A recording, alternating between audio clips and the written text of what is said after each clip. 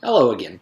As you remember, Wayside School is falling down. We left off on chapter 19. Allison, she had nobody could see her in her own classroom or anywhere else, so she wandered down to the 19th story, which she thought didn't exist, and Miss Zarves, who she thought didn't exist, told her to come into her classroom. And she said she was a new member of their class, which puzzled Allison. So, you would think we'd be on chapter 20, but again, we're on chapter 19, and it's called A Wonderful Teacher. Allison was still on the 19th story. The desks were arranged in clusters of 4.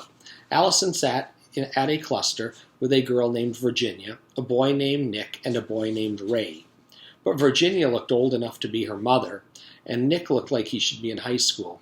Ray was a couple years younger than Allison. Mrs. Arves is a wonderful teacher, said Virginia in a sing-song voice. She's the nicest teacher I've ever had. She's the only teacher you ever had, said Nick. So, she's still nice, said Virginia. I've always gotten all A's. Aren't you a little old to be going to school? Allison asked her. You're never too old to learn, said Virginia. No one ever leaves Mrs. Arves' class, said Nick. How long have you been here, Virginia? Virginia thought a moment. 32 wonderful years. I've been here 9 years, said Nick. But she always gives us good grades, said Virginia. That's true, Nick agreed. I've gotten all A's since I've been here, too. Me too, said Ray, and sometimes I get all the answers wrong on purpose. Where were you before you came here? Allison asked him. Ray shook his head. That's funny, I don't remember. I don't remember where I came from either, said Virginia. Well, I do, said Allison.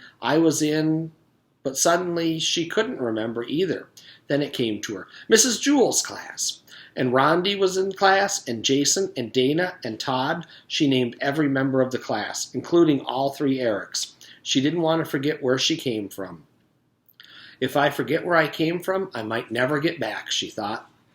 Did you say there was a girl named B.B. Gunn? Asked Ray. Yes, said Allison. Phoebe's a very good artist. My last name is Gunn, too, said Ray. I wonder if we're related. It ties into an earlier chapter, remember? When Phoebe said Ray, her brother Ray was putting stuff on there, but the mom didn't know who Ray Gunn was. Ray, no talking, please, said Mrs. Arves. Now, everyone, please take out a pencil and some paper. I want you to write all the numbers from 0 to 1,000,000 in alphabetical order. From 0 to 1,000,000? Asked Allison. She couldn't believe it. Don't worry, said Virginia. If you run out of paper, Mrs. Arves has more in the closet. Allison stared at her in horror. But it'll take over 100 years, she said. So? asked Virginia. What's your hurry? Allison started to work. It was bad enough having to write down all the numbers from 0 to 1,000,000, but she couldn't imagine how she'd ever place them in alphabetical order. 1 came before 2, 3 came after 1, but before 2, 4 came before 1, 5 came before 4, 6 came after 1, but before 3. Don't worry, said Virginia. Even if you miss a few, Mrs. Arves will give you an A when you finish. 7 came after 1, but before 6, 8 came first. Allison couldn't think of any number that would come before 8, so she wrote it down. She also knew 0 would come last, if she ever got that far. Excuse me.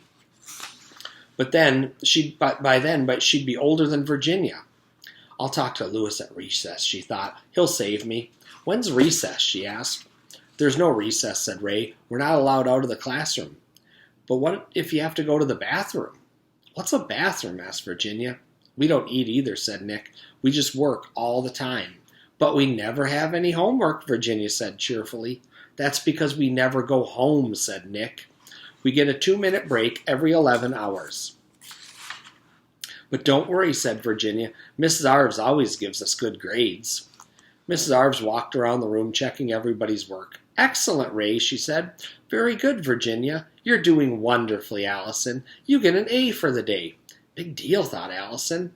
She had to figure out some way out of here. It was clear that Virginia, Nick, and Ray were all too far gone. to help her. "Are there any other new kids in class?" she asked. "Ben's new," said Nick. He pointed Ben out to her. Ben appeared to be about Allison's age. She was glad about that. When the 2-minute break came, she went over and talked to him. Now pay attention to this because, again, this ties into many other chapters. "Are you Ben?" she asked. "No," he said. "Oh," said Allison. "I was looking for Ben." "That's me," said the boy. "But you just said—" "My name's Mark Miller," said the boy, "but for some reason everyone calls me Benjamin Nushmott." "There's a Mark Miller in my class," exclaimed Allison. "I know. That's me," said Mark. "I'm Mark Miller." "No, I mean my other class," said Allison. "What other class?" Allison thought for a moment. "I don't remember," she said.